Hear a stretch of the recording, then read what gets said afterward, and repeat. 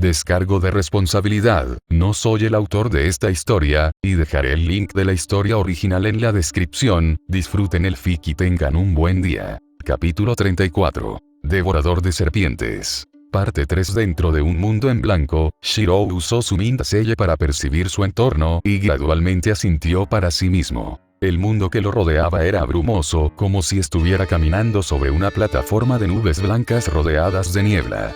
No había distinción entre nada, creando una especie de frontera u horizonte en medio de la nada. Sea como fuere, la luz y la divinidad que manifestaban el espacio eran peculiares porque confirmaban su sospecha anterior. Era como había pensado. Por una fracción de segundo, mientras luchaba contra Metis, sintió una resonancia en el vínculo que tenía con Arturia, transmitiendo su vínculo como maestro y sirviente. Sin embargo, no tenía sentido ya que Arturia todavía estaba descansando en su casa, pero pensamientos adicionales le permitieron a Shirou llegar a una conclusión diferente. Era extraño que Arturia aún no hubiera despertado cuando ya estaba físicamente curada. En ese caso, algo más debe haberle impedido regresar.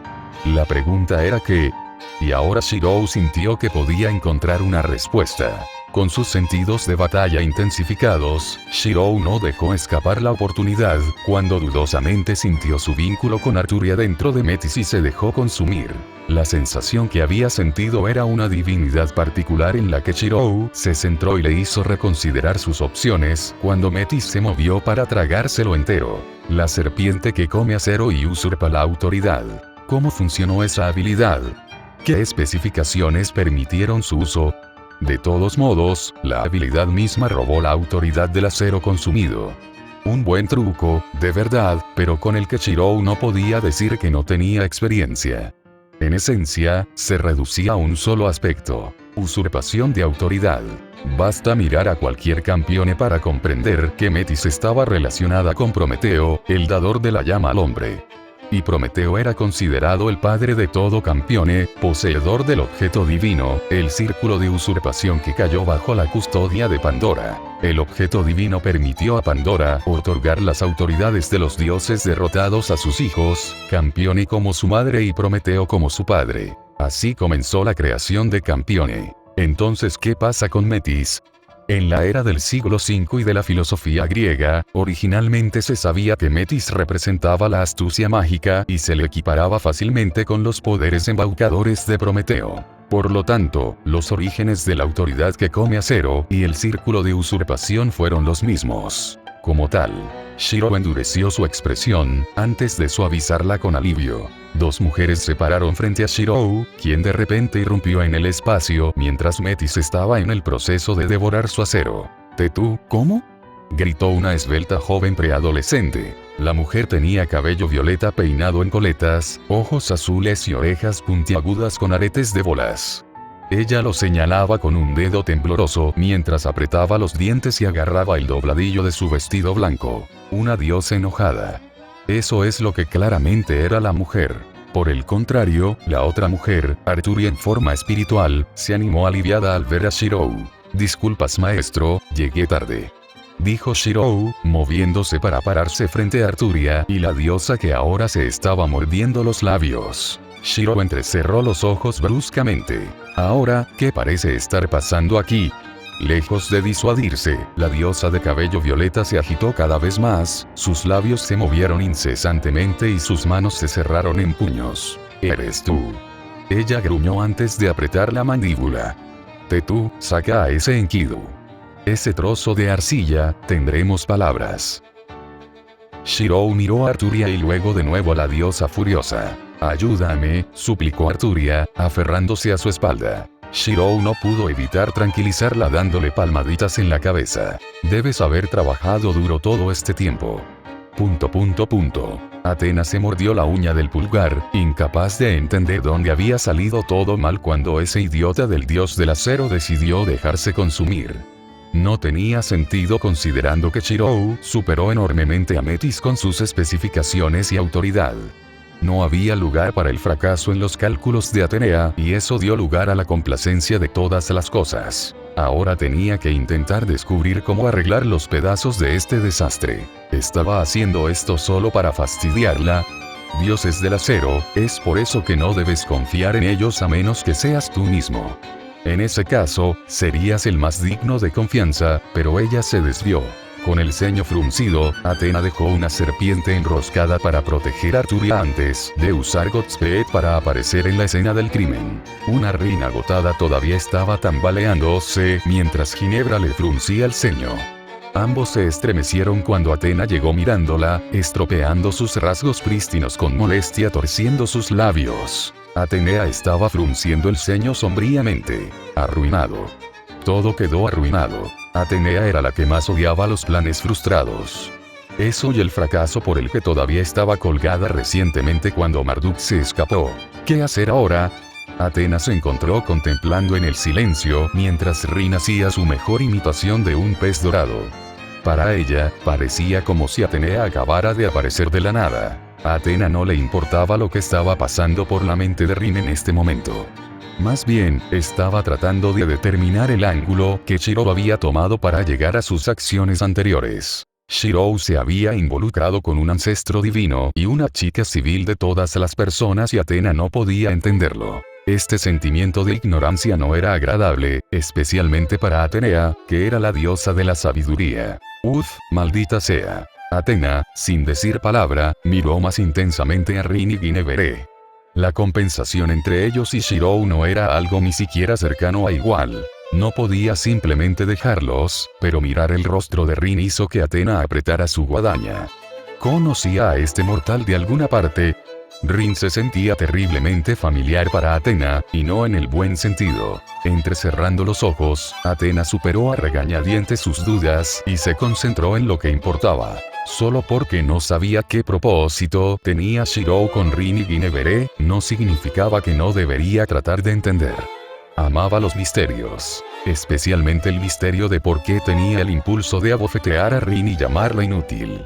Era difícil de explicar, pero Rin de repente sintió escalofríos recorriendo su espalda cuando Athena le dirigió una mirada contemplativa. La divinidad que se escondía desesperadamente dentro de Rin se retorcía violentamente bajo el escrutinio de Athena, y todo lo que Rin quería hacer era volver a su cama.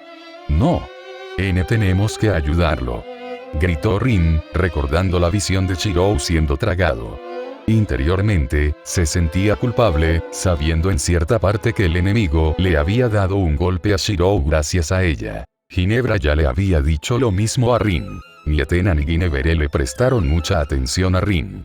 En cambio, las dos mujeres estaban atrapadas en una silenciosa batalla de voluntades. Ginebra asintió hacia Athena y fue proactiva en su enfoque. Busco respuestas, diosa. Dijo Ginebra. Y busco un pago, bruja, dijo Athena arrastrando las palabras.